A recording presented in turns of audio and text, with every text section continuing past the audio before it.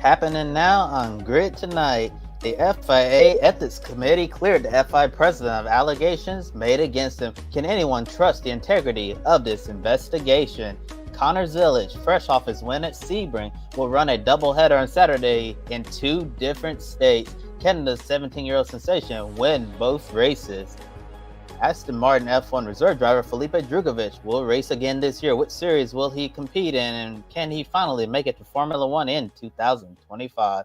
Hello to all our viewers watching here in the United States and around the world. Welcome to Grid Tonight, your weekly motorsports news program. I'm Kobe Lambert, and with me are Joshua Birch and Matt White from Grid Endurance Performance Index. We encourage everyone to chat, ask questions, and support us through Super Chat. Grid Network just passed a milestone of 970 subscribers. Please subscribe today and help us reach the special milestone of 1,000 subscribers ASAP. We're just knocking on the door. It feels like it's going to happen very soon. Now, Josh, take it away with our top story this evening.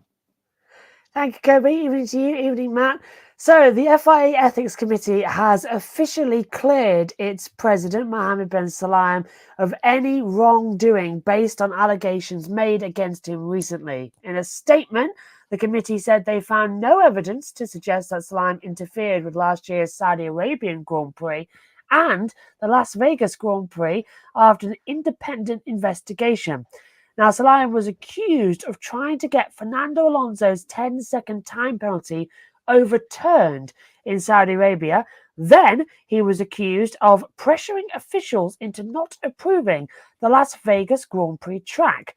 Now, the independent body determined that the claims made against Sulayem were unsustained, and the photo they could see of the FIA. Well, we just go in a merry-go-round recently, don't we, with calamities in Formula One. Starting with you, Kobe, do you trust the integrity of this investigation conducted by the FIA Ethics Committee?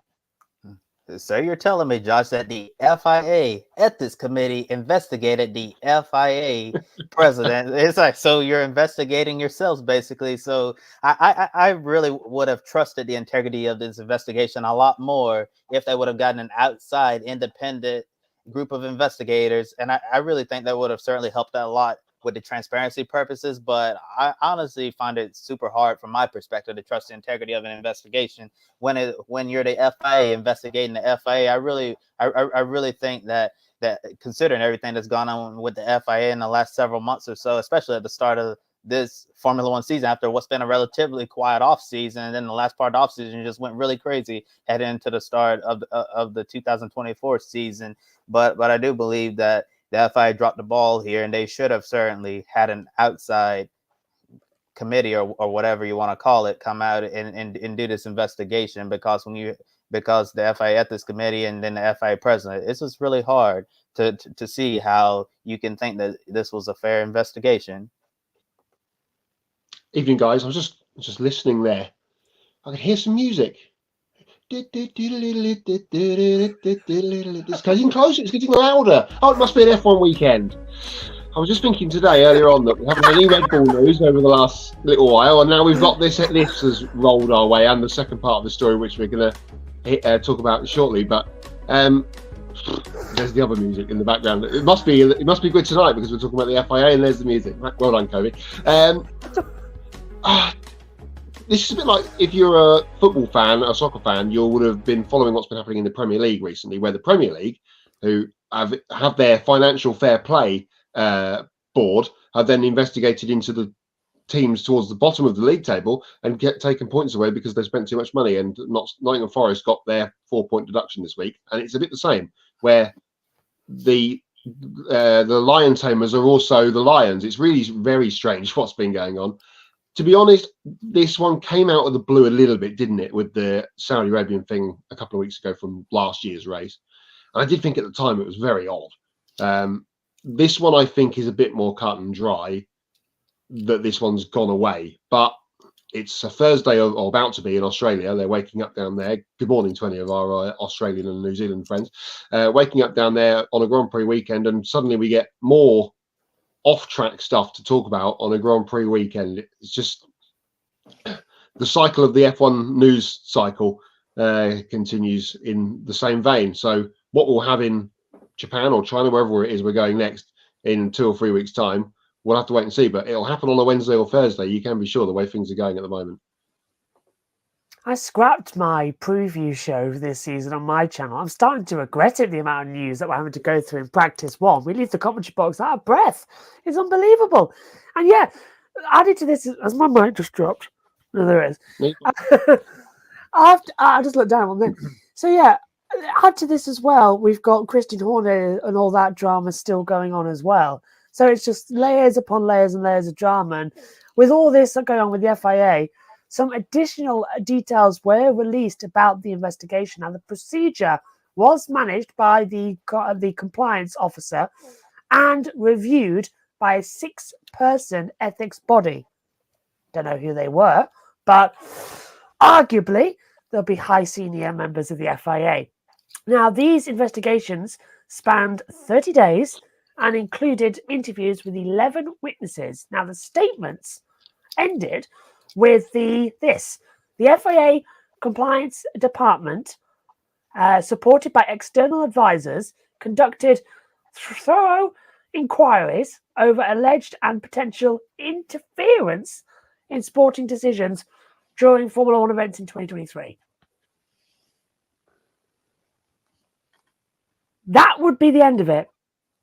But I take a deep breath in there, because not an hour before the tonight's show, Formula One has again been thrown into controversy because Susie Wolff has decided to take legal action against the FIA for the investigation that took place into her and her husband for an alleged conflict of interest. Now, Susie's statement is here, and I'm having to breathe in a bit deeply, so sorry about that, everyone. I can confirm that I personally filed a criminal complaint in the French courts on the 4th of March in relation to the statements made about me by the FIA last December. There has been, and there has still not been any transparency or accountability in relation to the conduct of the FIA and its personnel in this matter. I feel this more than ever. It is important to stand up, call out improper behaviour, and make sure people are held account. Whilst some may think silence absolves them from responsibility, it does not. Wow. I'm literally taking deep breaths here as well. Will this FIA turmoil ever end? And what are your thoughts on Susie Wolff now taking legal action against them? It's a big deal in French courts what she's started the procedure at. Yeah, sounds like it. We talked about this at the time, didn't we, before Christmas on the show when it all blew up. We haven't really mentioned it since, and clearly this has all been bubbling away in the background through Christmas and New Year and pre-season testing and what else. But it's still there, and it's still very raw to Susie and clearly to Toto and that group. Yeah, big deal. It's a very big deal if it goes all the way to court, because you'll have an FIA employee, basically, because don't forget, Susie is the head of F1 Academy. It's not quite an FIA series, is it? Because it's been launched by Formula One rather than FIA, but you know what I mean. Suing upwards to try and get some change going on. We've got a lot of political change coming in the world between now and the end of the year, with elections on your side of the big pond, Kobe, and potentially one here. I think it's time for the FIA to go. Instead of calling the election now here in the UK, should it be time for the election to be called against MBS? Because when John Todd retired, there was a big hubbub about who would get in next. And I don't really think anything has changed for the better at all. It has all been turmoil since Abu Dhabi 21, and ever since then. Every couple of weeks is something new, with what we've just talked about, what we're now talking about, and obviously there's the story we're coming back to, all of the other things that have been going on in the recent past. It just, FIA in massive trouble. I kind of think they want what they would like, they're not going to get it, is what we've had over the last couple of years, well, after Australia, where we have a few weeks off for Formula One, and everyone comes back to Europe. But of course, we've got Japan and China to come over the next few weeks in terms of Grand Prix. So There's a lot of stuff happening, and I think when they get back to the building that's behind Josh, eventually in Paris, when in a few weeks' time, when everyone's back in Europe, that is the FIA building for anyone that doesn't know it, on the Place de la Concorde in Paris. Then things are going to happen, but until we get there, it's all up in the air at the moment. But something has to change. We talked about this a couple of weeks ago when we were talking about the Horner thing as well. Something really does have to change at the FIA, because it's just a constant stream of nonsense at the moment in more ways than one. Yeah, Matt, totally agree. Something has to change soon. And in regards to the question asked Josh, it doesn't seem like the turmoil is going to end anytime soon. And to be honest with you guys, I completely forgot about what happened with Susie Wolff and until this news dropped 1 hour before the show, because so much has been going on with Christian Horner, then with the FIA president and some other things as well. But obviously the Susie Wolff stuff is not done yet. I thought that this was something that it ended when it was announced that there were some allegations of conflict of interest, and then turns out it was nothing at all, and now Susie Wolff has decided to take action against them. I'm gonna say more power to her. Try to make the situation right and hold the people accountable who she feels have done her wrong. So we'll definitely be following that story here at Grit Network and report on Grit tonight, if and when we do get future updates on that. But yeah, we should be talking about what's actually going to be going on down at Melbourne and at Albert Park this weekend. But here we are talking about off the track drama once again. I think it's such a shame. It's just been a drama filled F1 season, and we're just in the very beginning stages of it. And it makes me wonder what on earth is going to happen next, and what are we going to be talking about next week or in future weeks to come, because it has been very chaotic this season, and the turmoil just continues to go on. And I have a feeling that this probably won't be the last of the drama that we're going to hear about this year, the way this year is going. And got to come here from Astro Police and Evening Team. Good evening to you, wherever you're watching from. Hope you enjoyed tonight's show. I mean, that last story literally took my breath away. I had to have an inhaler as well, mid-sentence. But where will it end? We're going to be, I think, following and chasing FIA stories for a long, long time this season. Still, Max Verstappen might win by, 3-4 million years every single week. But at least we've got things to talk about off track. But what is more damaging to Formula One? An absolute genius talent behind the wheel, akin to Hamilton, Schumacher, Senna, Fangio, or the drama behind the scenes with scandals, interfering in race results as well, and just power control grabs. I mean, it's in a sorry state at the moment, Formula One, and it's not the racing that's providing the upset. So, moving on to our second story of the evening and leaving the FIA behind us, literally. We mentioned him during last week's episode of Grid Tonight, and he received some additional attention in recent days on the wrap-up and encore shows as well. Get to know the name, Colin Zilisch. It's Connor. See, even I've done it. Connor Zilisch as well. He's doing some incredible things at such a young age as well. We will learn that name. I am, definitely. But Zilisch has been absolutely impressive. Last week we reported on his Xfinity schedule for this season. He'll debut at Watkins Glen and run a few races with JR Motorsports on the back end of the season. Over the weekend, he won in the LMP2 class at Sebring. What a fantastic race that was at Sebring, by the way. To go along with his Rolex 24 at Daytona victory. He's only 17 years old and he's already won 2 Crown Jewel endurance event races. Now, we're learning he's going to run full-time in the ARCA Menard Series East, and Zilisch will drive the number 28 Chevrolet for Pinnacle Racing Group and go for the ARCA East Championship, along with 4 additional ARCA races and select starts in the Cars Tour as well.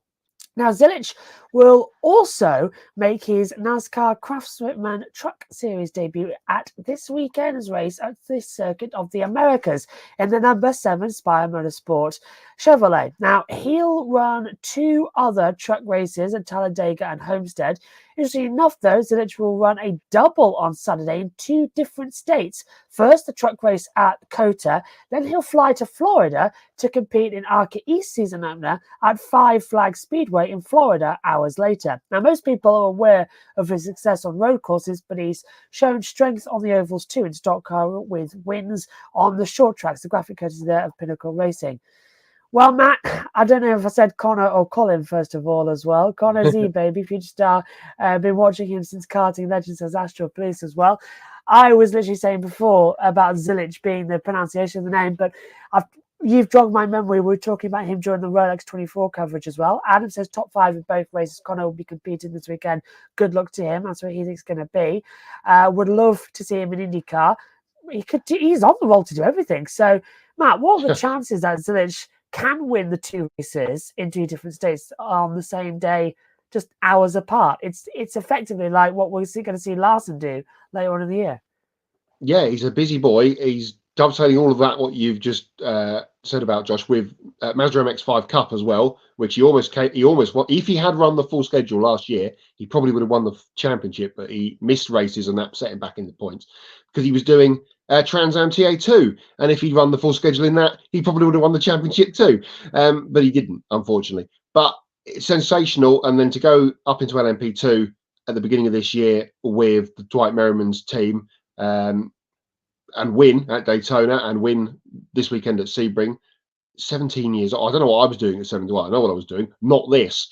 The guy is super talented and he's going places. Swooped up by Trackhouse at the beginning of the year. So he's well in line for a promotion through the ranks if he can keep stuff going. To this weekend, baptism of fire, 2 races with a plane ride in between. Of course, it is the double on Saturday at COTA with the truck race preluding into the Xfinity race later in the afternoon. So it's a double at COTA and it's a double for Connor as he does the truck race and jumps on a plane and goes to Florida, as he said, to do the race at Five Flags. So a huge opportunity for him to stand up and be noticed in the NASCAR paddock. We already know what he's been doing in the IMSA paddock, as I've mentioned. And now he gets a chance to do things a little bit more in the NASCAR scene. He had a good run at Watkins Glen in the ARCA race there last year. Absolutely agree, Astral. His TA2 onboards are breathtaking. He was at Gateway last year, absolutely destroyed the field on the road course at Gateway that they ran last year. Matthew Owens, good evening to you, Matthew. Said, God bless anyone in that truck race at COTA. Yeah, it's going to be an interesting one on Saturday, I feel like. More on that in Hots and Knots later on.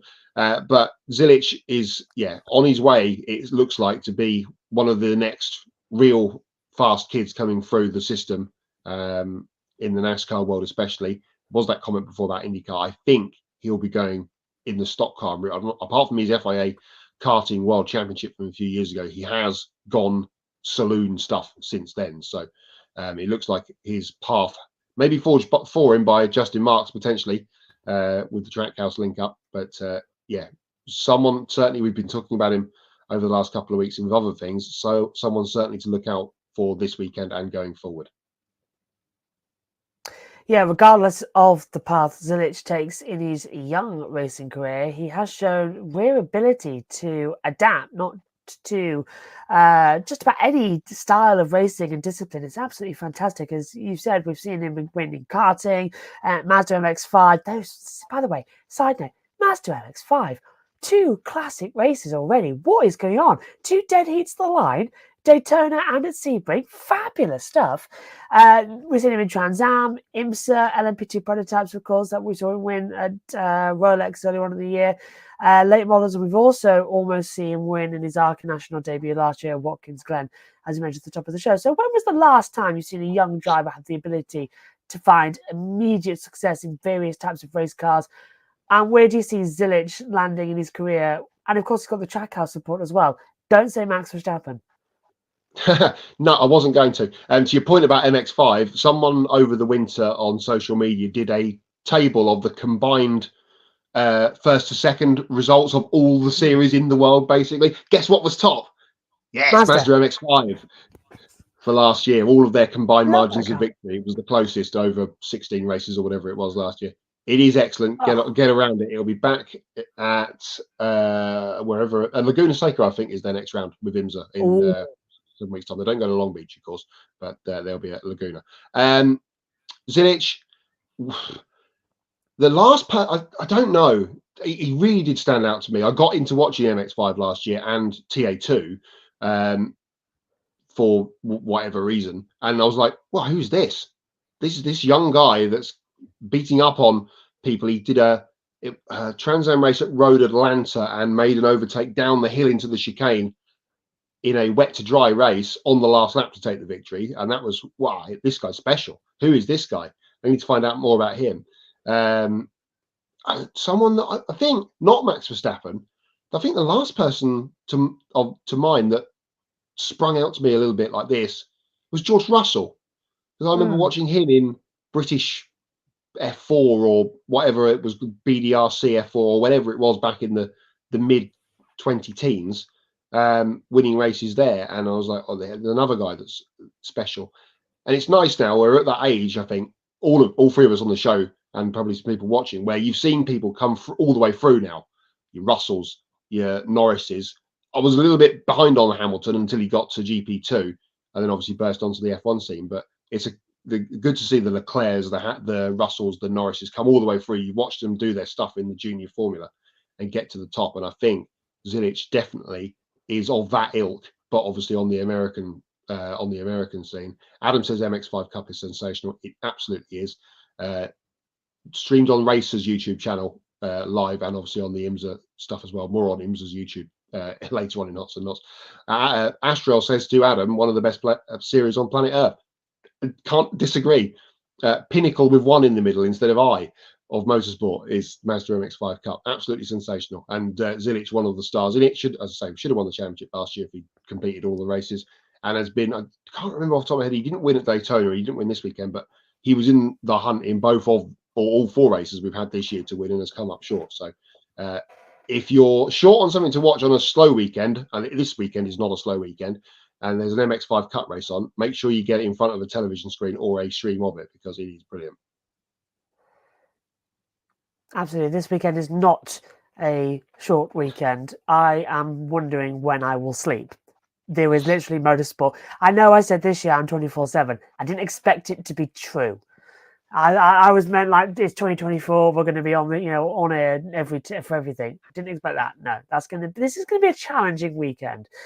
So on to our third story or hot topic, and it's to do with Formula One again, but it's a bit more of a positive spin because Aston Martin F1 reserve driver Felipe Drugovich will compete in sports car racing this year after sitting on the sidelines in 2023 following his FIA Formula 2 title-winning season. Now, Drugovich will enter the European Le Mans Series driving the number 10 ARCA 07 Gibson for Vector Sport in the LMP2 category. He'll be teammates with Stefan Rakelmi and Ryan Cullen. Now, last year, Drugovich participated in 2 Formula E rookie sessions in Berlin and Rome in a Maserati. He was quickest in both of those sessions, but his main focus was his Aston Martin F1 reserve duties. Now he'll get back behind the wheel and get to compete for wins and a championship again, and the graphic courtesy there of European Le Mans Series. Hi. I couldn't resist it with the hair. I mean, come on, earth was that photo about? I thought my hair was long and all that long. I can get it. I get it. Like, his is ridiculous. Look at that. Look, there's his, and there's mine. It's like, seriously, what on earth is he doing? Look. Who did it better? Like, Folks, who did it better? Yeah, look. I'd look at that. I feel like I'm a 19th century Victorian at this point as well because I haven't had it cut in it. Hang on a minute. If I get my fringe right, it's opposite way of camera. There we go. Josh, you can get to the barbers. Oh no, hang on a minute. There isn't any time. There's no time. And my hairdresser's on holiday as well. Look at my fringe. There we go. There you go. Who did it better in the comments, everyone? That's going to take me back. I spent ages in makeup. There you go. It's perfect in the morning, though, because when it's wet, you just sweep it back and you end up like a big quiff. It's really nice. Now I've gone bored, it looks like. See, I spent ages in the makeup chair before we go on air. So, Matt says there will be no sleep for a lot of Americans on this sports weekend. When I'm up at midnight, I'll send you a message. Just I'll probably still be awake. Behind the mic says, yep, 3-day weekend for me. I can confirm there will be no sleep. I think this is literally just 24/7. We should all, just get some coffees and more on that coffee later on. So, with 2025 set to be a huge year for free agency, really, in Formula One, do you think Drugovich should be a contender for a seat, or should he start looking outside of F1 to continue his racing career? Yeah, and Judge, I'm gonna start off by responding to the Heat Sports Weekend we have going on. We have multiple racing series happening around the world. Got supercars and F1, Formula 2, Formula 3 in Australia. Got IndyCar over the Thermal MotoGP is in Portugal. Got NASCAR and COTA, the ARCA East and Five Flags Speedway. Yeah, there's a Moto whole E. yeah. Oh yeah. There's a whole bunch of racing, and then you have the NCAA tournament as well. So there's a whole bunch of sports on this weekend. So if you're a sports fanatic, there won't be any shortage of action. So this will be a true weekend for sports fans. And in regards to the question you just asked, I think Felipe Drugovich absolutely deserves an opportunity to race in Formula One, especially with so many seats that are going to be open. I don't know if he'll have a spot at Aston Martin, but hopefully that'll be a spot for him somewhere on the grid. It would be a huge shame if he's unable to find a seat in Formula One. But if not, I think it's good to keep your options open. It seems like he's already done that. When he participated in the rookie sessions last year in Berlin and Rome in the Maserati, surprising everyone that he was quickest in both sessions. So if you're a Formula E team, looking for a driver for next season, and if there's not going to be anything open for Drukovich in F1, he'd probably be towards the top of my list of people I want to sign, and or other sports car racing series as well. That could be an option, or even the IndyCar series. I think even if it doesn't work out in Formula One, Felipe Drukovich will certainly have a lot of places to go. I think it's a good idea for him to look outside of F1, but at the same time, I do think that he deserves to be on the grid in 2025 in some shape or form. Yeah, this is a good place for him to start, and that's a pretty decent lineup with Stefan Riquelme and Ryan Cullen alongside for Vector. I don't think there might be one. There's only 6 races in the European Le Mans Series season, and I don't think there's any clashes with Formula One. So this shouldn't affect him too badly in terms of clashes and not being at the racetrack for the opportunity to jump in the car, like we saw with Ollie Behrman at Saudi Arabia when Sainz got out. If Alonso or Stroll was to come down with illness or injury or anything else. So shouldn't affect him too badly in that sense. And it keeps him behind the wheel. European Le Mans Series is the only place really, apart from IMSA, that you're going to see LMP2 cars going forward. So it's a good place for him to try and get some race victories. And if he's still got the F1 dream on this side, he'll have a European Le Mans Series championship to go for. And he's got a foot in both paddocks, potentially to broaden the horizons of his career, potentially. But when he won the I'm not taking anything away from when he won the championship in F2 a couple of years ago, but it was a little bit of a down year. And I think back to GP2, and the only man really that never made a step up from winning the championship was Fabio Lima. And what happened to him after winning the GP2 championship? Pretty much nothing. So Drugovich has kept himself in the game by being in the F1 paddock, and this will, as I say, hopefully help him out going forwards or left or right to get a seat if the chance arises. Adam says Drugovich deserves to be an F1 talented driver. Say nothing to take away from him winning the championship. You've got to be there and you've got to beat everyone else in front of you, and you did that. But I'm not quite sure he's at that F1 level, but we haven't seen. You would maybe have said that about Ollie Behrman before Jeddah a couple of weeks ago. He wasn't quite ready, and look what he did there. So if the opportunity does arise for Felipe to jump in, then I'm sure, will take it with 2 hands and both feet. I'm so glad you mentioned Behrman, because how lucky did he get with the fact that he didn't have to wait for an F1 appearance. He got the opportunity to go in because of Sainz's appendicitis, and now it looks like he's got a seat with Haas for next year, almost as a certainty, which is great news. Whether or not Magnussen or Hulkenberg go or resign, or whether or not we could see somebody else take up the opportunity at Haas, we'll wait to see. Whether they put Behrman and Behrman in there and Vesti in there, we don't know. So we'll wait to see, because Hamilton's locked up with Leclerc now. Sainz hasn't got a seat either. Where's he going? I think with Drugovich, if Alonso takes that Mercedes seat, Drugovich is right there alongside Stroll. And however long Lawrence Stroll keeps Lance in the car is anybody's business. I mean, Lance was very quick in Formula 3. He was the champion there. He's beaten Max Verstappen. He's been very successful in the junior formulas. But when he's got to Formula 1, he's been about as competitive as a clockwork squirrel. When trying to get nuts for winter, not really useful at all. And everyone else just sort of standing there looking around, going like, "Are you seeing this? You seeing this? Yeah." So it's a bit weird. Anyway, we'll keep you up to date with all of that. And also to add in about Behrman, he is on reserve duties this weekend. Carlos Sainz is back in the paddock. Latest news I got told is that he is going to do at least free practice 1 and then see how he goes. Behrman's on duty anyway because Formula 2 are there. Behrman still has no points in F2, by the way, and this will be their 3rd weekend out of only 14. So he's going to be a bit behind the championship either way.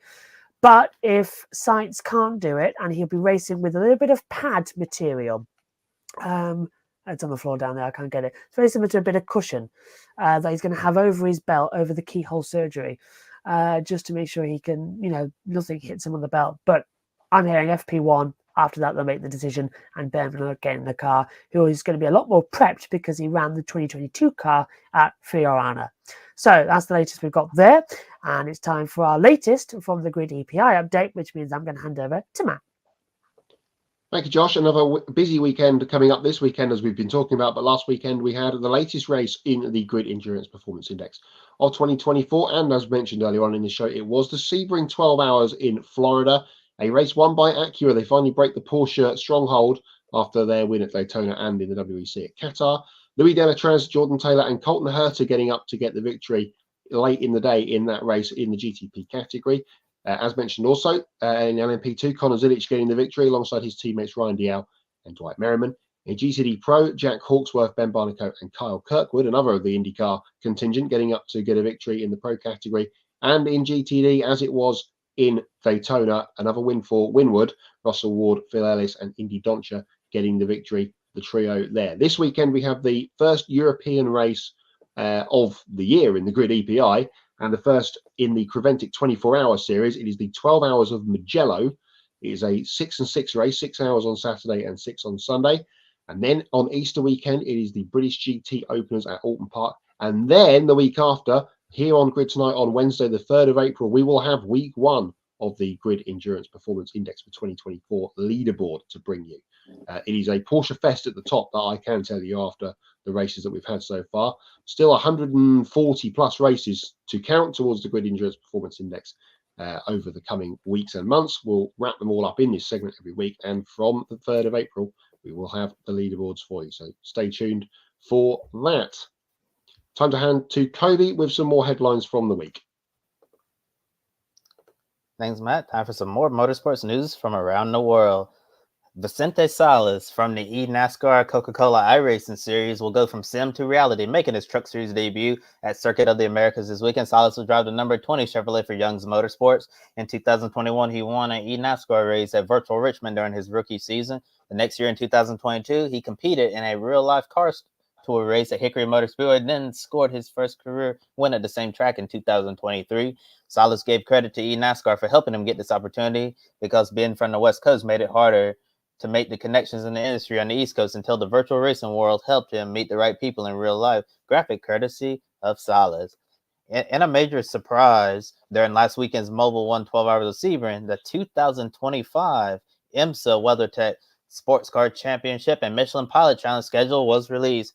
IMSA traditionally releases its schedule for the next year toward the end of the summer, so this early announcement was quite a surprise. The 2025 schedule is the exact same as this year's schedule, with all the major endurance racing and sprint racing returning in both championships. IMSA President John Doonan said this early announcement was made possible through collaboration with their promoter partners, and putting out next year's schedule early gives everyone extra time to begin preparing for 2025.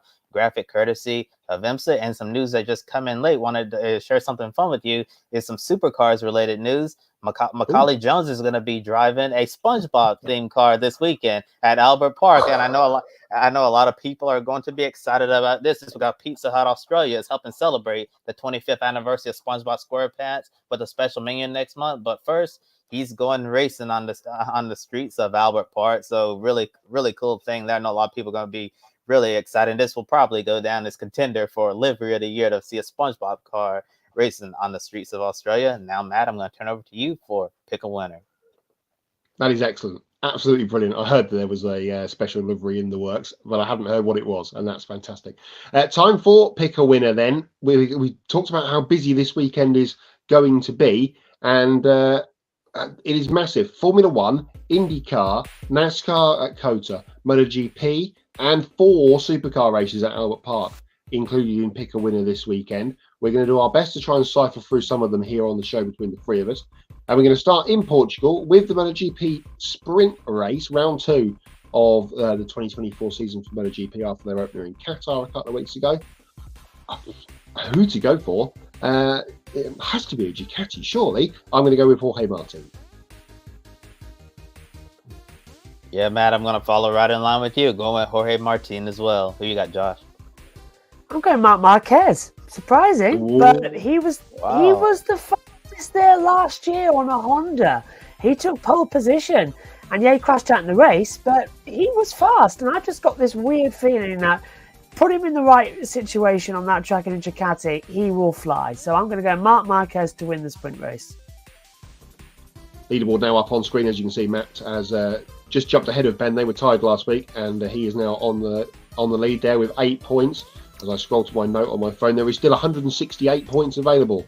That's the maximum point gain still possible in Pick a Winner for 2024. So if you're not on the leaderboard, as you can see on screen, there are many, many points available. We're about to pick 4 more of them with the supercar rate. There you go. It goes into a second page with Jess in 26th position on 1 point. So you can get your name on page 2 or indeed page 1 with all the races we've got to pick for this weekend coming up.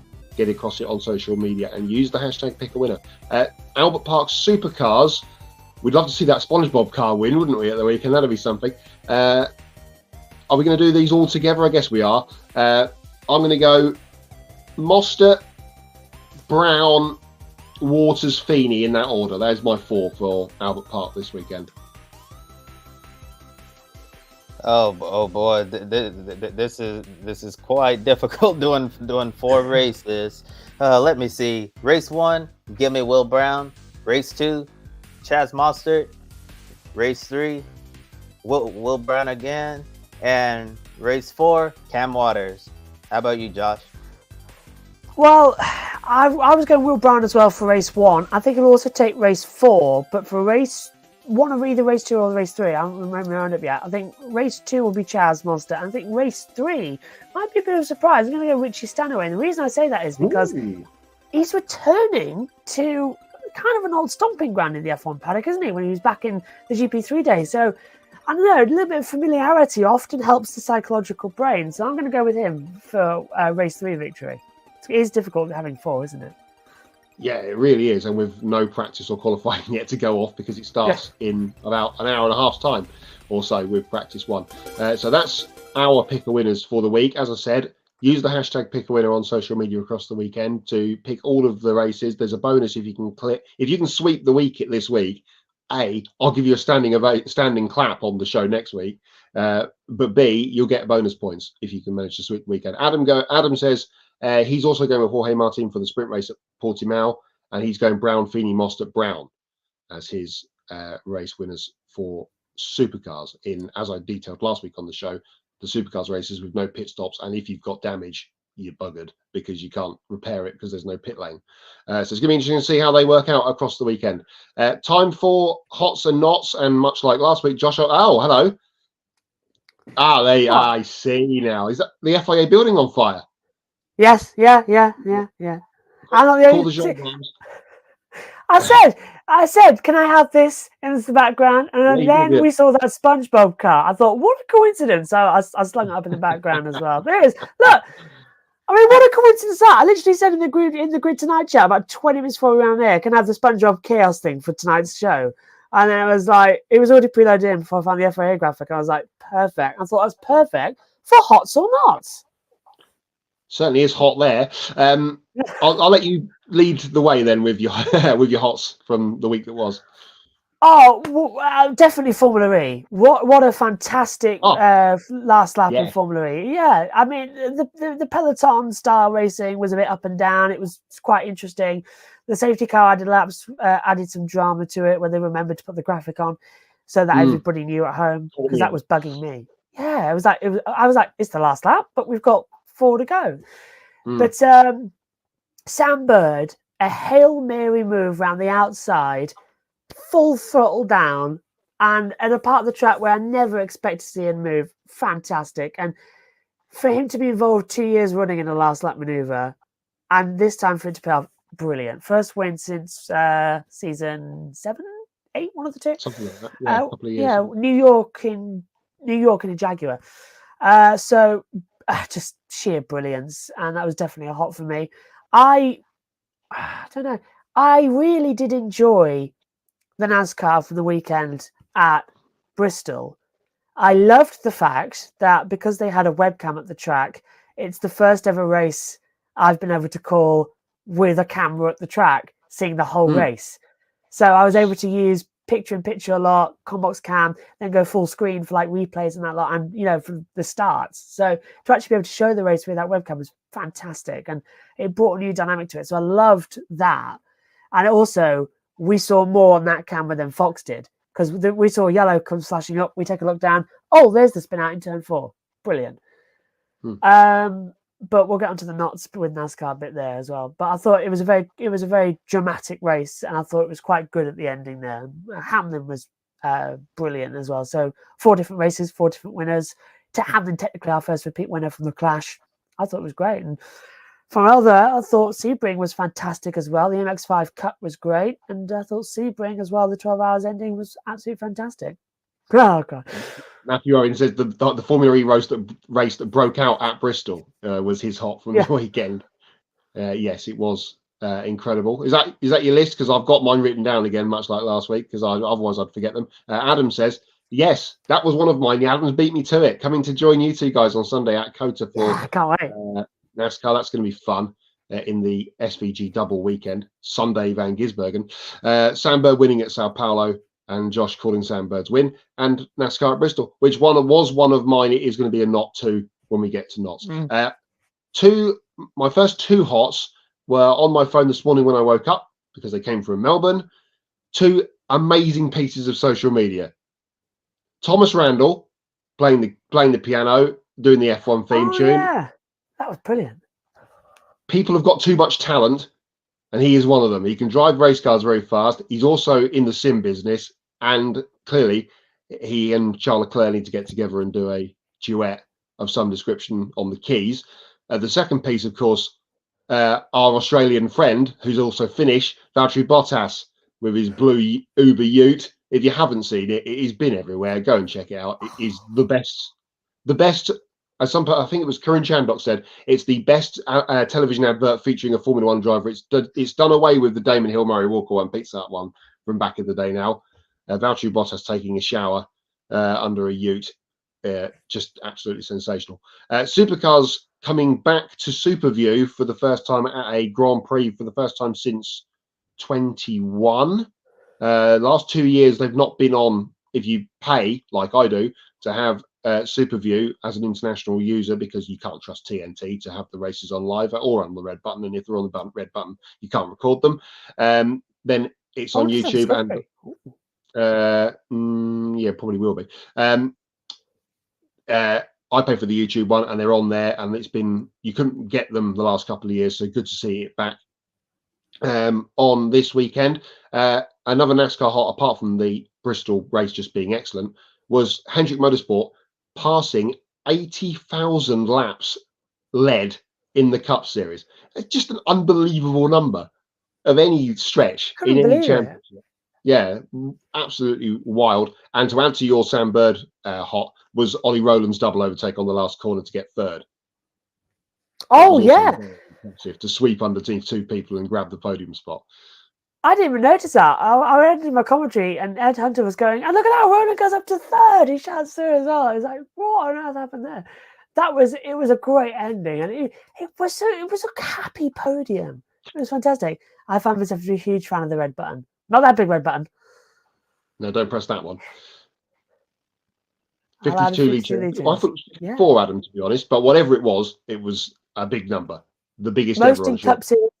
Yeah. Most in Cup Series on a short track. Because the previous 44, 46 at Bristol, something like that. 1990, I think it was, they said. Yeah, it came up because they've got the same stat pack as me now. So that cheeky little thing that came up. There's been Mike Slippy again.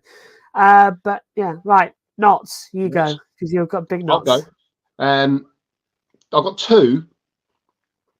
The first one, which could have been a hot, but I'm going to go with it being a not, which is IMSA discovering YouTube is a thing. As a They not. stream the Sebring 12 hours. They stream the Sebring 12 hours live on their YouTube channel. Excellent. The GT World Challenge Europe or Blank Pan GT Series or whatever it's been called down the years has been doing that for 12 years. They have, yeah. Like, and this was a groundbreaking announcement by IMSA to trial it. Of course, it's going to be a trial, and of course, people are going to go, "Oh my god, it's on YouTube! Put it on now!" I don't have to go and find the IMSA Radio website and do it. It's just so much easier on YouTube. Good for them. The problem was, as Josh may know, there is a 12-hour time limit on YouTube, and the race was 12 hours with 10 minutes at the beginning. Oh no! But at least the rest of the races from here on out to the rest of the season only go to the maximum of 10 hours at Petit. So if they continue with it, which it sounds like they're going to, then that is good news. But a bit of a not. My other not, we've mentioned IndyCar on the show. They're going to the members club race at the weekend for the $1 million challenge, which isn't $1 million at all. It's $500,000 to the winner, and there was going to be a $500,000 to the fan that picked the ball out the pot. So if you picked Joseph Newgarden or whoever to win the race, then you get loads of money. But then they realised those people have got loads of money already and probably didn't need it. So they thought, oh no, let's not change the name now. It's too late for that. The schedule's all over the place. It looks extremely complicated to work out how people get through rounds. We've said it before. It's not necessary. We could have been at Road Atlanta this weekend with the Trans Am Series as a doubleheader and had a points race, but instead we're in California doing this. They're my nots for the week. Yeah, I'll agree with that. It's like I was reading through the rule book this morning for the 5th time to try and work it out. So it's 3 races, but 2 heat races with half the grid, half the grid, top 6 from each, then add on odd and even to the grid. Then we race for 20 laps, but we have a red flag after 10 laps for a 10-minute break to have some cheese and biscuits. And refuel the cars when they can then change all the settings and go again for 10 laps. It's like, it's like, okay, so basically what we're doing here is just racing around, and at the end of the day, the rich get richer. It's not great, and it's not being that race isn't being called a repechage, which it is, and it should be called a repechage, and it's not. Yeah, and the word repechage. I did it up. It's like $500,000 for the winner, $250 for the second, $100 for third, and then I think it's like 4th or 5th down. It's like $23,000. You add all that up, it's around about $1.7 million in total. So they can't even call it the $1 million challenge because it's more like the $1.5 million challenge or the $2 million challenge.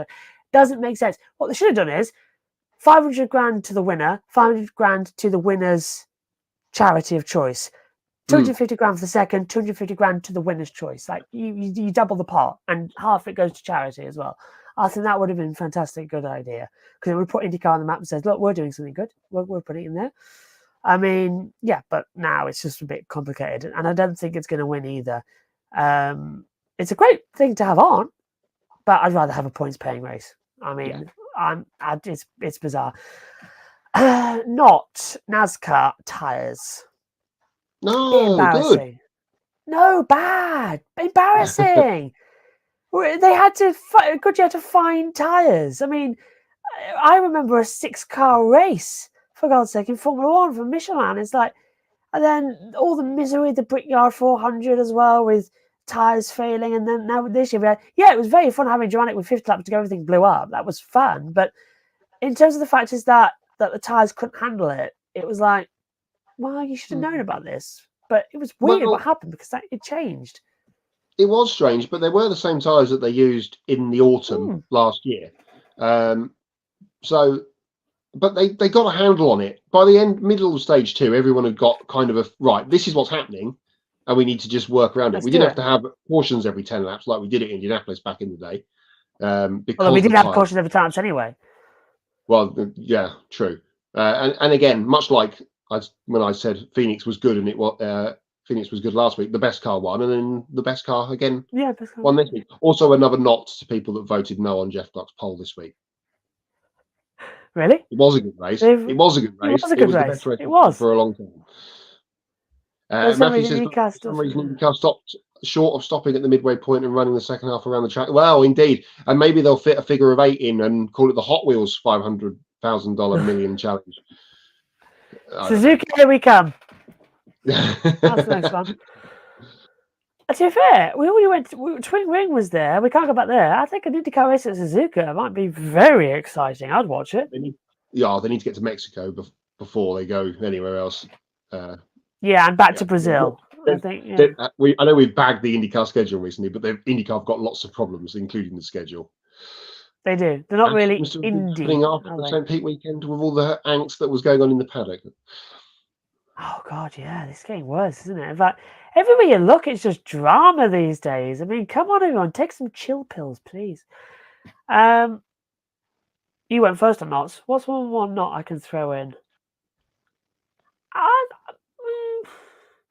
I think I'd stick with Fox. Their coverage was not great over the weekend. I was struggling at points as well to catch things, and they were very behind.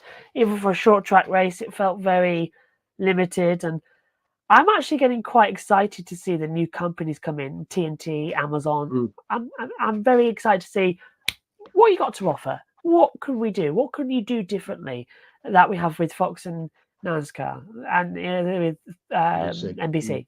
Yeah, what can you do differently? I'm very excited about that. And I think still I'm going to say NASCAR is, in terms of media access and the content they put out, NASCAR's number one. The amount of information you get is unbelievable, and they are so happy to talk to and to help you out, and all the information they give you, stat packs galore. Love it. It's the best paddock I've ever been in, and I haven't even been in the paddock in real life, just virtually been there. Amazing. I can't wait. I've got to get into the paddock at one point, and I've got the virtual pass. I need to get my actual pass, which should be quite easy because you just fill it online, but can't wait. It's brilliant. Have we? Oh, IndyCar service pack. Yeah, that's it. Yeah. Right. Oh, Matthew has a knot. Sorry, my Facebook feed's being littered with blue. Thank you. Yes, thank you for bringing that up. If you've not got kids and you're not watching Bluey, you're doing it wrong. If you've got kids and you're not watching Bluey, sorry, you're doing it wrong. Is this why I'm seeing Bluey on my Facebook? Is it you? Have you been? Sorry, it's the best kids TV show at the moment. Anyway, I thought it was because of my niece who's a little baby, my nephew. I was like, what's going on? It's probably that too. But I was like, I'm not the stirrer of the Facebook algorithm pot for everybody. I held my hands up to that one. It's not me. Unfriend. Now, I'm joking. Okay. Taking a look then at our upcoming schedule. It is a bit different. Saturday Grid Live pre-race is slightly earlier than normal. That is due to all the races changing around the weekend. So be accounted for that as well. And time zones have shifted in America where it hasn't done yet in the rest of the world. So be warned, Saturday Grid Live pre-race is earlier. Check your YouTube notifications for that. Sunday Grid Live wrap-up, that's easy. 90 minutes after the NASCAR Cup Series race at COTA. Monday, Grid Live Encore, recapping the trucks, Xfinity races at COTA, ARCA East at Five Flags Speedway, and the trip to Melbourne for Formula 3 and Formula 2. We'll throw in Moto 2, Moto 3, and Moto E as well, just so that they can keep me on the show a bit longer and make me go like, please let me go to sleep, I'm knackered. Anyway, please do subscribe to our YouTube channel. Thank you very, very, very much for helping us reach the milestone of 970 plus subscribers. We are very, very nearly there to 1,000, and we would love to do it live on the air. So please do subscribe, get us there. We'll have a massive celebration when we get to it. I don't know if there's a special show planned, but I know there's definitely, when we do get there, there's a special part of the script that has been written as well. We all love it. And if you do get to 1,000 as well, we will be eternally grateful. You can hit the bell icon to get notifications when we go on air, and you can follow all of our social medias as well, and visit gridranking.com. You can also take 5 minutes to invest in the Grid Network through Patreon. You can join Colin, Mark, Deshelle, Robin, David, and Matthew, who invest each month in the Grid Network. and we encourage you to join these fine folk of people who keep us on the air. And once we hit $500 per month, we can start sending our team to the track to cover more races and continue expanding our coverage. Link to all of that is in the description. And our own Jackson Lambros will be on site this weekend covering the IndyCar All-Star race at the Thermal Club. Bit annoyed, it's supposed to be in the comment box me for Australia, but I think Thermal Club's a better alternative, don't you? Can't wait as well.